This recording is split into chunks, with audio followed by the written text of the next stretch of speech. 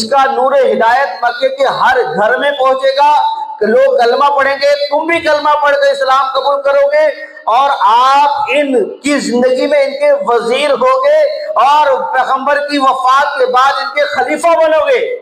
خواب کی تعبیر بھی بتائی اور جو کچھ اشعار بھی سنائے۔ اللہ اکبر۔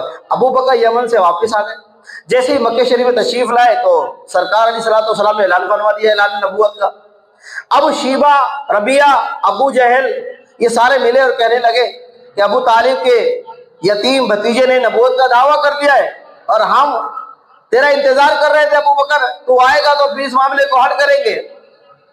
اللہ اکبر۔ ابو بکر رضی اللہ تعالیٰ فرماتے ہیں میں بغیر کسی تاخیر کے سیدہ خدیجہ رضی اللہ تعالیٰ عنہ کے دروازے میں پہنچا تو حضور علیہ السلام نے خوش آمدید کہا۔ ابو بکر کیسے آنا ہوا؟ عرض کی حضور معلوم ہوا ہے کہ آپ نے اعلان نبوت فرما دیا ہے۔ جی اعلان نبوت فرما دیا ہے۔ آقا کریم فرماتے ہیں تو کہاں سے آ رہا ہے یہ بھی بتاؤں، کس راہب سے مل کر آ رہا ہے یہ بھی بتاؤں، جو تو نے خواب دیکھا ہے یہ بھی بتاؤں۔ کہ حضور اب میں اسلام قبول کرنا چاہتا ہوں، مجھے کلمہ پڑھا کے مسلمان کر دیجیے۔ اللہ اکبر۔ ابو بکر رضی اللہ تعالیٰ نے اسلام قبول کیا اور اشہد ان لا الہ الا اللہ واشہد ان محمد رسول اللہ۔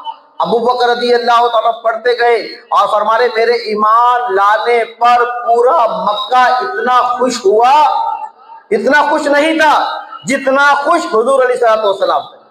مکہ اتنا خوش نہیں تھا، کیسے کوئی ہوتا، بڑے سردار تھے۔ اب آقا علیہ السلام پر